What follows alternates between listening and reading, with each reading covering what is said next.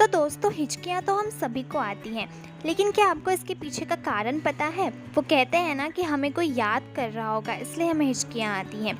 लेकिन दोस्तों, ये सारी बातें तो फर्जी है। आज मैं आपको बताती हूँ कि हमें हिचकियाँ क्यों आती हैं। तो विज्ञान के अनुसार हमारे डाइजेस्टिव सिस्टम या रेस्पिरेटरी सिस्टम में कुछ गड़बड़ या हलचल होने के कारण हमें हिचकियाँ आती हैं, या फिर हमारे पेट और फेफड़े के बीच स्थित डायफ्राम के कॉन्ट्रैक्शन के कारण भी हमें हिचकियाँ आती हैं। तो अगली बार आपको जब भी हिचकियाँ आए, आप थोड़ी देर के लिए अपना सांस रोक लीजिएगा, या फिर अपनी जीभ को बाहर निकाल कर थोड़ी देर के लिए रखिएगा, या फिर अपने नाक बंद करके आप एक गिलास पानी पी लीजिएगा। इससे आपको हिचकी से जल्दी छुटकारा मिल जाएगा।